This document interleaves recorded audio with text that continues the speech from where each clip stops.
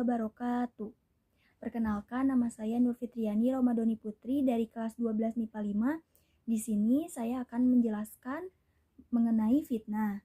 Dan di sini juga saya akan menjelaskan pengertian fitnah, bahaya perilaku fitnah, dan cara menghindari perilaku fitnah. Terlebih dahulu, saya akan menjelaskan pengertian fitnah. Nah, di sini ada secara bahasa dan menurut Mahmud Muhammad Al-Khazandar. Nah, secara bahasa, fitnah berarti perkataan bohong atau tanpa berdasarkan kebenaran yang disebarkan dengan maksud menjelekkan orang, seperti menodai nama baik, merugikan kehormatan orang.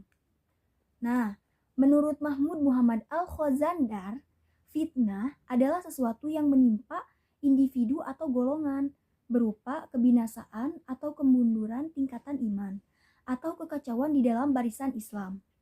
Fitnah juga bisa diartikan sebagai perkataan tanpa dasar yang dilancarkan untuk menjatuhkan atau merendahkan martabat seseorang.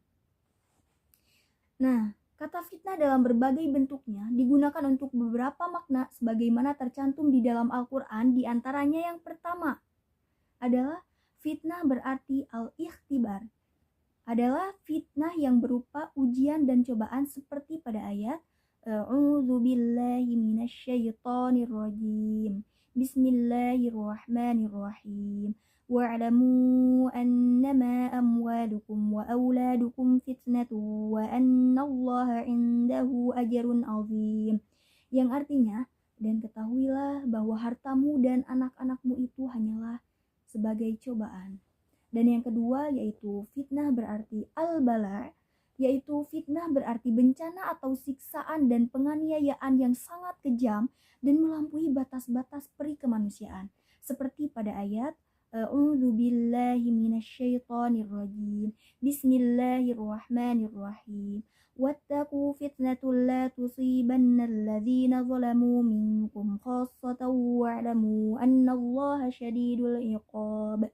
Yang artinya, dan peliharalah dirimu daripada siksaan yang tidak khusus menimpa orang-orang yang zalim saja di antara kamu, dan ketahuilah bahwa Allah amat keras siksaannya. Dan yang terakhir, yang ketiga, yaitu fitnah berarti al-azab, yaitu fitnah yang berupa siksa Allah Subhanahu wa taala di akhirat kelak, seperti pada ayat A'udzu billahi minasyaitonir rajim. Bismillahirrahmanirrahim. Dzuqu fitnatakum hadzal ladzi kuntum bihi tasta'jilun. Yang artinya, rasakanlah siksaanmu itu. Inilah azab yang dulu kamu minta untuk disegerakan. Nah, mungkin itu pengertian fitnah ya. Nah, selanjutnya saya akan menjelaskan tentang bahaya perilaku fitnah. Yang pertama itu, fitnah dapat merusak keharmonisan keluarga dan masyarakat. Nah, di sini fitnah yang dilakukan seseorang dapat merusak keharmonisan keluarga dan masyarakat. Hal ini pernah terjadi ya pada zaman Rasulullah SAW. Yaitu pada saat apa ya? Yaitu pada saat istri beliau Aisyah telah dituduh berzina dengan salah satu sahabat, yaitu Sofwan, sehingga keadaan umat Islam menjadi tidak stabil. Allah sampai merasa perlu membersihkan nama Aisyah sampai menurunkan beberapa ayatnya, yaitu diantaranya Quran Surah An-Nur ayat 12.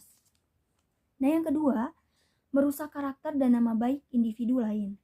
Nah, perilaku fitnah menyebabkan hilangnya perasaan kasih sayang terhadap sesama, hormat dan kepercayaan di kalangan masyarakat, sehingga merusak ketentraman dan kebahagiaan hidup bermasyarakat.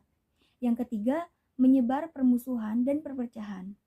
Fitnah tidak hanya berdampak terhadap mereka yang difitnah, tapi juga terhadap masyarakat luas.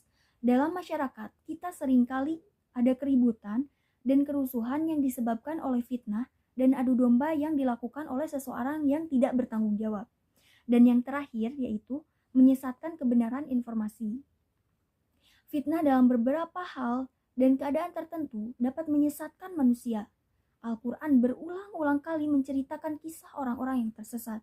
Sebagai contoh ya, ketika Musa meninggalkan umatnya, mereka mengikuti Samiri yang membuat patung anak sapi dan memujanya. Nah, mungkin itu ya bahaya perilaku fitnah.